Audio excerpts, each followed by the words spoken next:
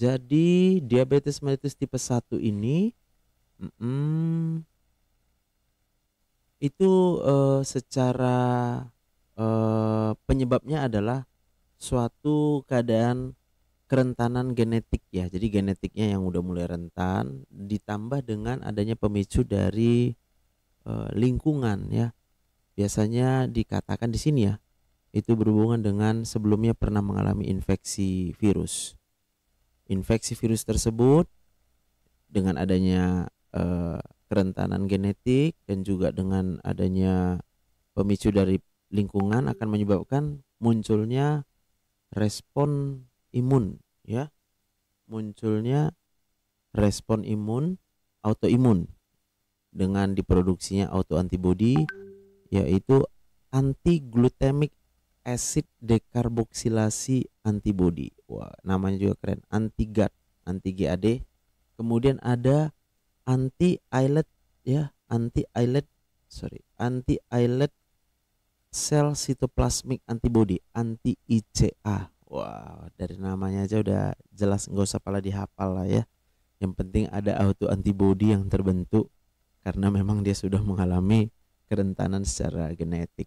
Lalu ini akan menyebabkan destruksi atau kerusakan yang progresif pada sel-sel beta, yaitu pada pulau-pulau Langerhans di pankreas kita, sehingga terjadilah defisiensi atau kekurangan insulin yang absolut, sehingga glukosa itu kemudian tidak bisa tidak bisa diserap masuk ke dalam jaringan ya. Untuk diabetes tipe 2 ya, mekanismenya tentunya yang pertama adalah adanya gangguan sensitivitas insulin di perifer, atau kita sebut dia peripheral insulin resistance. Jadi resistensi insulin di perifer. Dok, lambung aku udah ulcer tapi obat Pantera 40 Clicit sama Impepsa tapi masih suka nyeri. Ya kalau nggak mau nyeri lagi bisa berobat sama saya dengan terapi konseling ya. Kalau obat itu juga obatnya, nggak ada yang beda ya. Numerous genetic and environmental factors. Jadi ada banyak faktor genetik dan juga faktor lingkungan. Yang pertama adalah obesitas sentral. Orang dengan obesitas sentral ya, artinya gemuknya di daerah perut ya, di daerah perut. A condition characterized by excessive deposition, suatu kondisi terjadinya penumpukan yang sangat berlebihan lemak-lemak di abdomen ya, apakah di bawah kulit maupun di dalam rongga abdomennya, yang tidak mempengaruhi BMI pada orang yang dengan lingkar pinggangnya memang luar biasa besar ya. Jadi pada perempuan lebih sama dengan 88 cm lingkar pinggangnya. Penyebab autoimun itu multifaktorial, sangat banyak faktornya, tapi satu faktor yang secara turun dan temurun itu adalah hormon stres ya, karena memang hormon stres itu diproduksi dan bisa dialami oleh janin sejak dari dalam kandungan ibunya ya.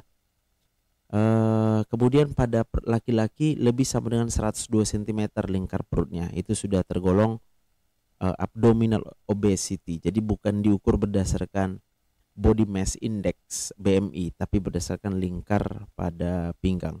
Intra abdominal fat ya, jadi lemak-lemak di dalam abdomen ya, itu secara dia punya kekhususan, yaitu efek metaboliknya itu berbeda dibandingkan dengan lemak di bawah kulit ya. Masih susah kentut dok, perut atas sampai membesar ya, paham. Ini jadi tambahkan aja lah domperidon di situ. Kalau misalnya susah kentutnya boleh tambah domperidon ya 3 kali sehari, atau dengan metoclopramid juga boleh. Tapi kalau metoclopramid coba 1 tablet dulu lah. Sebab dia punya efek extra pyramidal effect ya. Intra abdominal fat itu kemudian intinya gini lah. Tarik napas aja dulu, tarik napas ya. 1 kali tarik napas, buang pelan-pelan ya. Lalu sadari kalau kita masih hidup ya. Bilang terima kasih Tuhan, saya masih hidup ya. Tarik napas lagi. Ada napasnya.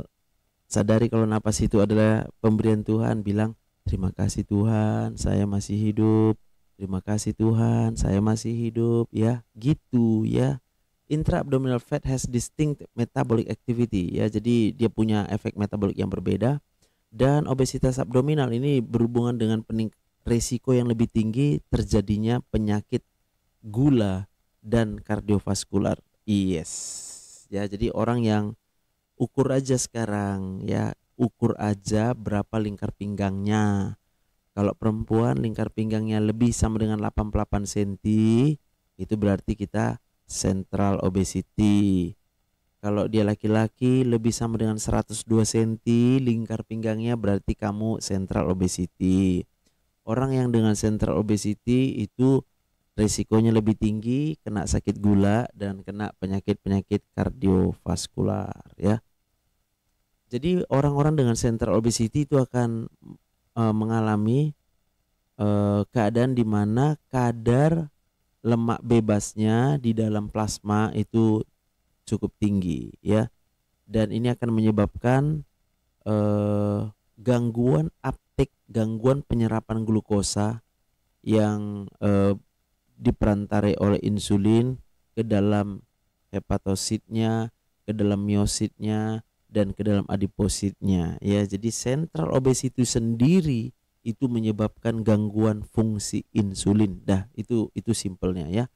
Lalu terjadi peningkatan aktivitas serin kinase di dalam lemak dan juga di dalam otot-otot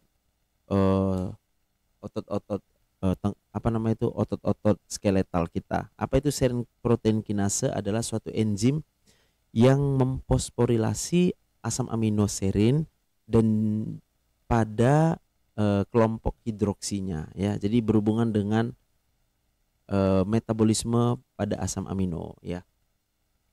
Sehingga akan menyebabkan fosforilasi pada substrat reseptor insulin atau IRS1, sehingga akan terjadi penurunan afinitas IRS1 terhadap PI3K.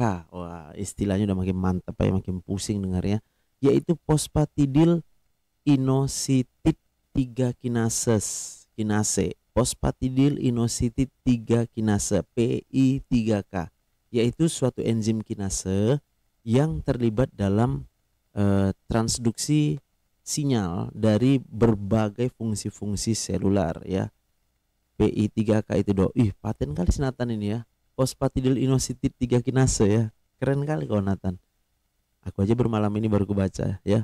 Sehingga yang berhubungan dengan migrasi sel, metabolisme, proliferasi, dan juga regulasi dari proses apoptosis di dalam sel manusia. Tarik napas dulu aku.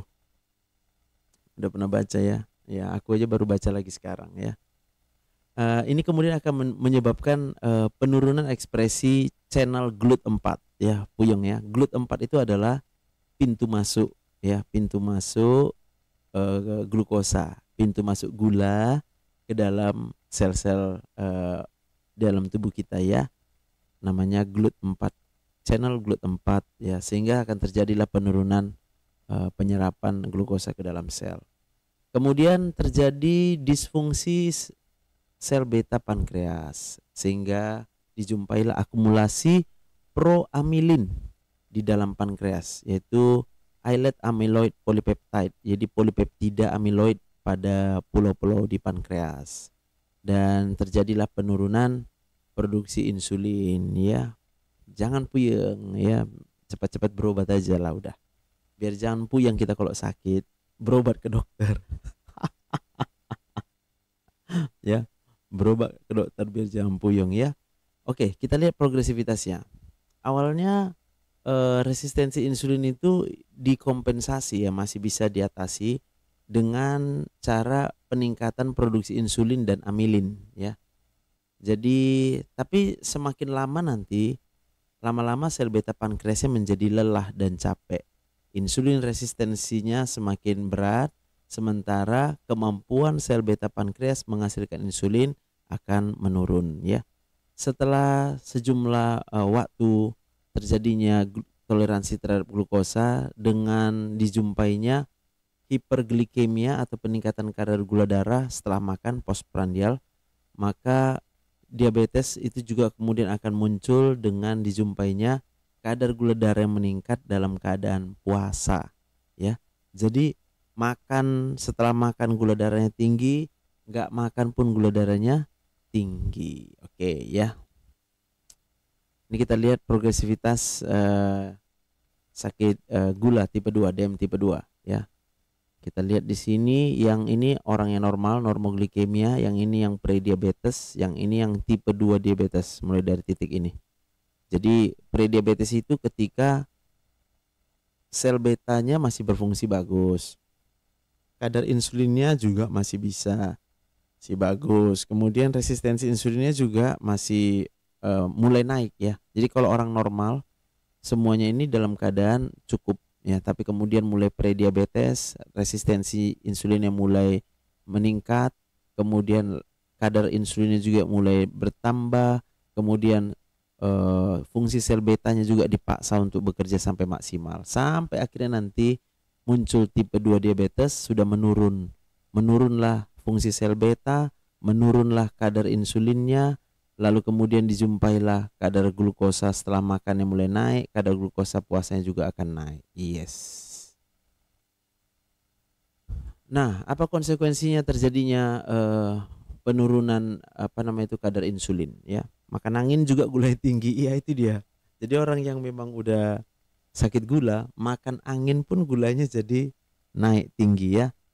Nah, orang yang dengan kekurangan insulin yang absolut, tentunya efeknya ada 4 ya. Yang pertama meningkatnya proteolisis, yang kedua tubuh tidak bisa menggunakan glukosa, yang ketiga akan terjadi peningkatan glikogenolisis dan juga akan terjadi peningkatan lipolisis. Yang pertama kita lihat dari sini dulu semua ya. Jadi glukosa tidak bisa masuk ke dalam sel dan juga peningkatan glikogenolisis akan menyebabkan peningkatan kadar gula dalam darah.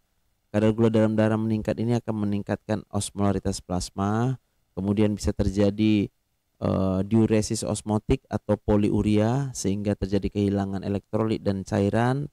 Pasien akan mengalami dehidrasi sampai karena terlalu sering dehidrasi terjadilah penurunan fungsi ginjal, bisa terjadi anion gap acidosis, peningkatan serum laktat, kegagalan pada sirkulasi, perfusi jaringan menurun. Yes. Lalu kemudian peningkatan plasma osmolarity akan menyebabkan pasiennya polidipsia atau gampang haus, jadi mau banyak minum aja ya. Nah, munculnya komplikasi, betul ya. Kemudian karena proteolisis meningkat, tentunya ototnya habis, berat badannya menurun.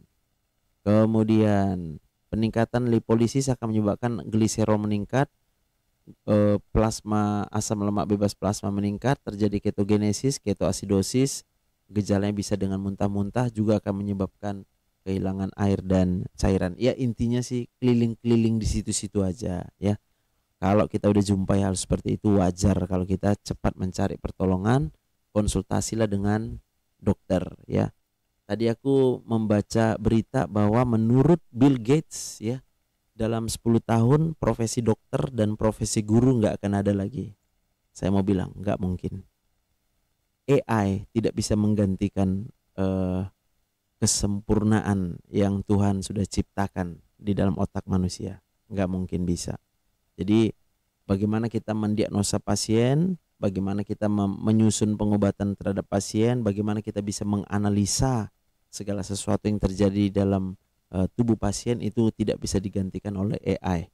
Nggak bisa digantikan dengan hanya data-data komputer semata. Sama halnya dengan guru. Boleh saja teori-teori itu bisa boleh ada di dalam internet, tetapi karakter ya, bagaimana manusia itu memiliki karakter, bagaimana manusia itu menjadi manusia, itu hanya dengan guru yang menjadi panutan, jadi teladan ya. Tut Uri Handayani. Nah gitu, itu sekedar aja biar ada bahan aja dipikirin malam ini ya. Nah jadi ini adalah gambarannya. Tadi udah saya jelaskan juga di atas gejala-gejalanya ya. Jadi diabetes mellitus itu harus kita curigai pada pasien-pasien yang mengalami hal yang berulang ya, selulitisnya, radang kulitnya berulang, sering kandidiasis, kena jamur, kena infeksi kulit dermatofita, pasiennya dengan gangren, pasien dengan pneumonia, biasanya khususnya pasien-pasien dengan TBC yang mengalami reaktivasi kembali, kemudian pasien yang sering flu, pasien yang sering ISK, pasien yang mengalami radang pada tulang, dan juga demensia vaskuler. Ini harus kita pertimbangkan eh, apakah pasien ini juga mengalami sakit gula. Ya benar, AI nggak bisa punya emosi dan perasaan, nggak ada yang warna merah di otak, itu nggak ada ya. Tapi kalau manusia Tuhan ciptakan dengan perasaan. Yes. Untuk screeningnya, indikasi screening diabetes yaitu menurut tahun 2024 American Diabetic Association Guideline, yaitu kita lakukan screening pada orang-orang berusia 35 sampai 70 tahun ya. Attitude ya, itu yang nggak bisa diajarkan oleh AI. Attitude. Nah, itu ya. Jadi saya pikir kita nggak setuju ya. Tapi bukan berarti kita nggak setuju karena kita nggak senang. Ya kita boleh aja senang dengan ada AI. AI itu akan mempermudah banyak hal, tapi tidak bisa menggantikan apa yang menjadi rancangan Tuhan ya buat manusia selama hidup di dunia. Itu kan karena rancangan Tuhan. Kalau kemudian kita memberikan segala sesuatunya kepada AI, itu sama aja kita nggak percaya dengan rancangan Tuhan ya. Oke. Jadi usia 35 sampai 70 tahun yang obesitas, maka itu kita anjurkan untuk dilakukan screening terhadap penyakit diabetes mellitus ya. Dan juga semua pasien usia di atas 35 bagusnya tetap kita screening lah. Pasien di bawah 35 kalau dia dengan overweight ya. Yes. Itu tahun 2021 tadi yang 30-70 dengan overweight. Tapi kalau sekarang di bawah 35 dengan obesitas juga harus kita screening ya. Dan juga pada pasien kurang dari 35 yang obesitas dan memiliki lebih dari satu faktor risiko di bawah ini. Yang pertama, kalau ada keluarganya derajat 1 yang mengalami sakit gula, kemudian dia masuk pada ras atau etnik yang risiko tinggi, kemudian orang-orang yang dengan aktivitas fisik yang kurang ya. Menurut dokter kita bisa merubah karakter enggak? Kita sendiri bisa. Tapi kalau kita mengubah karakter orang lain, itu enggak mungkin kita yang mengubah itu. Kita yang harus berubah. Kitanya yang beradaptasi ya. Kita yang beradaptasi. Orang lain nggak bisa kita suruh berubah ya. Physical inactivity ya, artinya secara aktivitas fisiknya sangat rendah, itu berarti dia risiko mengalami sakit gula. Diri sendiri yang bisa. Cardiovascular disease, penyakit kardiovaskular, kemudian polycystic ovary syndrome, hipertensi, dislipidemia, ini adalah faktor-faktor risiko yang membuat kita harus melakukan screening apakah kita mengalami sakit gula atau tidak. Beberapa kondisi lain yang berhubungan dengan resistensi insulin yaitu obesitas berat dan akantosis nigricans ya. Kemudian have pre-diabetes or a history of gestational diabetes. Dia pernah mengalami pre-diabetes ataupun pernah riwayatnya adalah diabetes pada kehamilan. Kemudian dengan beberapa komorbid termasuk infeksi HIV, kistik fibrosis, pernah mengalami menjalani transplantasi organ dan juga pernah mengalami pankreatitis. Pertimbangkan melakukan screening pada individu yang sudah terekspos dengan obat-obatan yang meningkatkan risiko diabetes mellitus. Contohnya adalah statin ya. Jadi buat kawan-kawan yang sampai hari ini masih rajin mengkonsumsi obat simvastatin dan kawan-kawannya, statin itu ya bolehlah diperiksa kadar gula darahnya sekali ya. Kadar gula darah puasa dicek aja dulu, karena ternyata statin itu bisa meningkatkan risiko kita mengalami sakit gula ya. Kemudian pada orang-orang dengan perencanaan untuk hamil, promil, dengan berbagai faktor risiko terhadap diabetes tipe 2. Jika hasilnya normal ya, jika pemeriksaan gulanya normal, maka kita harus mengulang pemeriksaannya pada pasien-pasien yang tanpa gejala paling sedikit sekali dalam 3 tahun ya. Paling sedikit bisa dalam kita lakukan screening sekali dalam 3 tahun. Pasien-pasien dengan prediabetes harus periksa kadar gulanya atau kondisi diabetes mellitusnya sekali dalam setahun. Kemudian pasien-pasien dengan riwayat diabetes pada saat kehamilan harus diuji sedikitnya sekali dalam 3 tahun. Dok, bagus nggak kalau makan nanas setiap hari? Makan nanas setiap hari supaya apa? Ya kalau secukupnya oke lah ya. Tapi kalau nanti jumlahnya udah mulai muncul hal-hal yang tidak diinginkan, berarti kelebihan, kurasa ya. Tergantung motivasi kita makan nanas tuh apa ya gitu. Di nanas kita harus tahu kandungannya apa. Di nanas pasti ada gula ya, gula yang paling utama itu Kak. Kalau efek lain nanas, apalah efek lainnya ya, sebagai buah dia berarti mengandung mineral ya, mengandung vitamin ya. Apa harus nanas aja? Apa nggak boleh ada tumbuhan lain, buah lain? Kan itu adalah pertimbangan yang harus kita pikirkan ya. Oke, jadi untuk diagnosa tadi, kriteria diagnostik untuk sakit gula. Yang pertama, kalau kita periksa kadar gula darah secara random itu di atas sama dengan 200 jika pasiennya dengan gejala hiperglikemia yang klasik, yaitu banyak minum, banyak buang air kecil, banyak makan tapi berat badannya menurun, atau pernah mengalami krisis hiperglikemia, atau lebih sama dengan dua hasil yang tidak normal pada pemeriksaan hiperglikemia pada individu yang tidak punya gejala. Jadi minimal 2 kali dicek gulanya, ternyata tinggi walaupun dia nggak ada gejala klasik, maka dia kita tegakkan sebagai sakit gula ya. Untuk tes hiperglikemia bisa secara random ya. Kadar glukosa darah diukur kapan saja, tidak melihat waktu kapan dia makan. Kemudian untuk yang gula darah puasa, maka gula darah puasa diukur setelah lebih dari 8 jam berpuasa. Kemudian kita bisa lakukan oral glucose tolerance test OGTT, yaitu pengukuran dalam keadaan puasa, yaitu dengan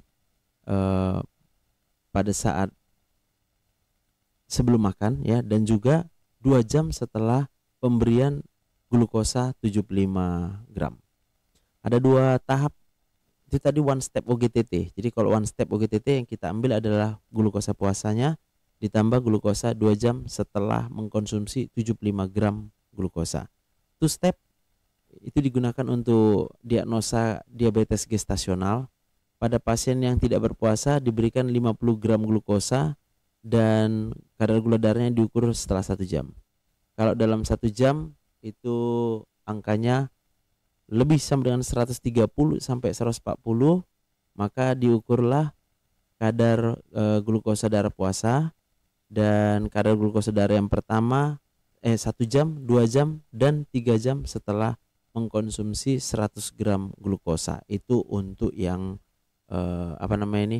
mengalami gestasional diabetes. Jadi 2 tahap ya. Lalu bisa juga dengan pemeriksaan HbA1c ya. HbA1c itu adalah suatu glycated hemoglobin yang menunjukkan rata kadar glukosa di dalam darah dalam 8 sampai 12 minggu sebelumnya ya.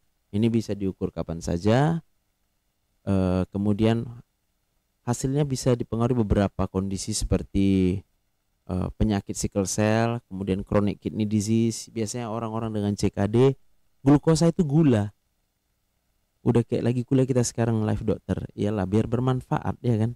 Yang mau berobat ya daftar aja lah ke sini ya kan. Tapi kalau lagi live kita buat kayak kuliah kan. Ya biar ada kerjaku lah ya kan. Nanti ini rekaman ini berbeda, rekamannya akan kunaikkan ke VT ya. Kalau yang kita lihat live hanya lihat wajahku. Tapi kalau nanti yang udah jadi VT nanti kelihatan teorinya ya. Jadi nyesal dulu nggak ambil FK, jangan nyesal. Apapun yang sudah kita jalani dalam hidup ini itu semua yang terbaik dari Tuhan, percayalah. Ada beberapa faktor yang bisa menyebabkan ya interpretasi HbA1c-nya jadi nggak benar. Yang pertama, peningkatan umur sel darah merah. Contohnya contohnya pada pasien dengan defisiensi zat besi atau vitamin B12, pasien-pasien yang sudah splenektomi, dan juga pasien dengan anemia aplastik. Kemudian perubahan kadar Hb, perubahan hemoglobin misalnya pada penyakit ginjal kronik. Faktor yang menyebabkan kita berpikir bahwa HbA1c-nya rendah ya, kalau tadi ini falsely high. Jadi sebenarnya nggak tinggi tapi kita pikir tinggi, sedangkan yang ini kita anggap eh, kita pikir dia rendah ya, padahal ternyata enggak. Contohnya pada pasien-pasien yang kehilangan darah ya, hemoglobinopati, sickle cell trait disease, thalassemia, G6PD deficiency, cirrhosis ya, anemia hemolitik ya, splenomegali, kemudian pasien-pasien dengan antiretroviral. Sebenarnya penyakit gula itu kekurangan vitamin apa, Dok?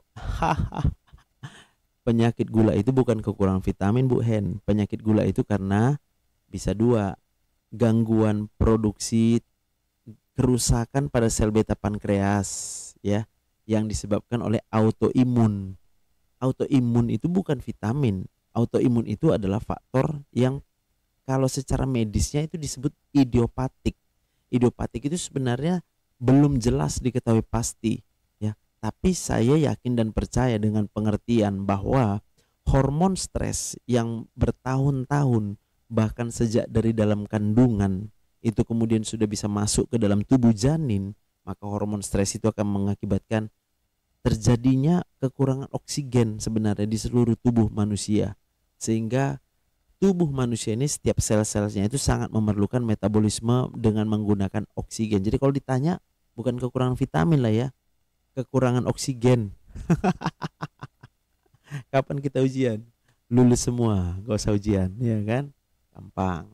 Siapa yang udah lihat VT-ku lulus semua, gak usah ujian ya. Artinya apa? Kalau mau nanya tentang sakit gula, tinggal kasih tunjuk aja VT Dr. Joseph. Di situ semua tentang gula bilang ya, biar gak capek dia mikirkannya ya.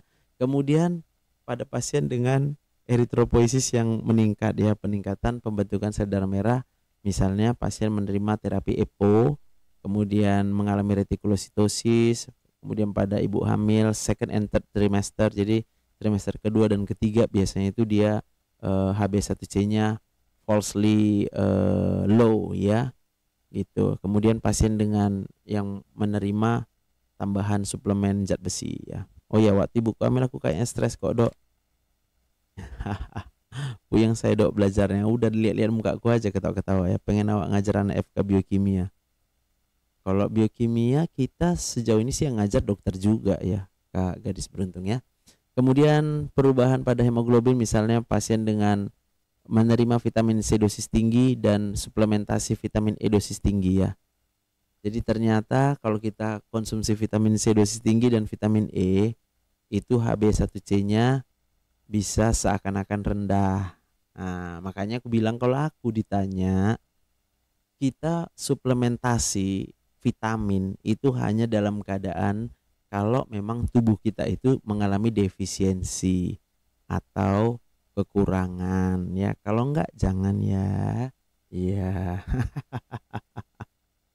Oke. Ini tadi kadar gula darah ya.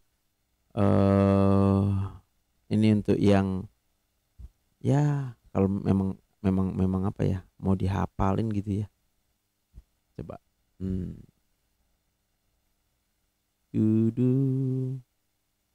Nah, semoga kelihatan di layar nanti ya. Untuk yang sakit gula, bagaimana kita mendiagnosa berdasarkan kadar gula darah? Maka kadar gula darah puasanya harus lebih sama dengan 126. Kemudian untuk OGTT-nya 2 jam setelah makan untuk yang one step-nya lebih sama dengan 200. Kemudian HB1-nya lebih sama dengan 6,5. Ini kita sebut dia diabetes mellitus. Untuk prediabetes, kalau gula darah puasanya 100 sampai 125, kita sebut dia impaired fasting glucose. Kemudian untuk OGTT-nya 140 sampai 199, namanya impaired glucose tolerance. Ini HB1C-nya antara 5,7 sampai 6,4, kita sebutlah dia prediabetes. Sedangkan untuk yang normal, kadar gula darah puasanya itu harus di bawah 100 sebenarnya ya, di bawah 100, kemudian kurang dari 140 untuk OGTT-nya, dan HB1C-nya kurang dari 5,7, maka itu kadar gula darahnya normal. Nggak bisa aku nyanyi, nanti kalau nyanyi rekamanku nggak bisa naik. Kalau nyanyi nanti rekamannya nggak bisa naik ke TikTok, ya kan? Sayang, udah aku buat ini untuk bisa kita dengarkan dia ya. Oke. Jadi bagaimana cara mendiagnosa pun udah taunya kita nanti gimana ya. Nih screening dulu ya. Kemudian diukurlah tadi kadar gula darahnya itu semua ya. Terus, nah, ya, oke, nanti di screenshot aja. Sam. Oke, ini hanyalah rekomendasi pemeriksaan tambahan ya. Oke. Beberapa pemeriksaan yang diperlukan mungkin tambahannya adalah kadar peptida C, si peptide ya. Ini dapat menolong membedakan supaya kita bisa menentukan tipe diabetesnya apa. Jadi kalau dok saya sebenarnya tipe berapa diabetesnya, cek aja si peptide ya, peptida C. Kalau mau cek reumatologi artritis ke dokter spesialis dalam bisa. Peningkatan si peptide itu bisa menunjukkan kondisi insulin resistensi dan juga hiperinsulinemia. Berarti dia diabetes tipe 2. Kalau dia si peptide-nya menurun, itu berarti dia absolute insulin defisiensi atau dia diabetes tipe 1. Untuk pemeriksaan urinalisa, glukosuria atau peningkatan kadar gula darah di dalam kadar glukosa dalam urin itu bisa dijumpai jika threshold untuk glukosa di dalam ginjal udah tercapai. Ya, ini enggak spesifik ya, tapi gula biasanya kalau udah sampai positif di dalam urin itu kalau dia lebih dari 300 ya. Kemudian ketone bodies itu bisa positif kita jumpai kalau terjadi dekompensasi metabolik yang akut, yaitu diabetic ketoacidosis ya. Mikroalbuminuria. Nah, ini adalah tanda dini sudah mulai berlangsung diabetik nefropati. Jadi diabetik nefropati itu adalah suatu kelainan pada ginjal yang sifatnya kronis yang terjadi pada 20-40% pasien-pasien diabetes mellitus yang disebabkan oleh kerusakan pada glomerulus ya, yang diinduksi oleh glikosilasi yang terjadi pada membran basement membran, dan juga terjadinya hiperfiltrasi plasma ya. Jadi yang diganggunya itu adalah bagian dari glomerulus. Pasien biasanya tidak ada gejala dan diagnosanya berdasarkan adanya albuminuria ataupun penurunan estimated glomerular filtration rate. Harus ke dokter spesialis penyakit dalam reumatologi kah atau dokter spesialis penyakit dalam aja bisa? Bisa. Mana yang ada? Kalau memang ada langsung reumatologi silakan. Kalau nggak ada reumatologinya yang ke spesialis penyakit dalam yang biasa juga bisa ya. Oke, ini gambaran sel-sel pada diabetic nephropathy ya. Photomicrograph of a kidney autopsy specimen ya, nodular glomerulosclerosis in diabetic nephropathy atau sindrom Kimmel-Steele-Wilson displays with mesangial thickening. Jadi penebaran pada mesangial disebabkan oleh deposit nodular dan hialin ya, atau disebut dia lesi Kimmel-Steele-Wilson. Nah, kita lihat warnanya ya. Nah, itu yang warna kuning ya. Sedang di dalam glomerulus itu yang warna biru. Yes. Further findings include penebalan pada membran basal tubulus, kemudian atrofi tubulus, dan juga peningkatan pada interstitial connective tissue between renal tubules. Jadi peningkatan jaringan ikat pada bagian interstisial ginjal ya. Atau kita sebut dia interstitial fibrosis. Kemudian bisa juga terjadi nodular glomerulosclerosis. Yang baru. Saya yang baru. Mama. Oh, gimana Mama? Ya. Masuk yang baru.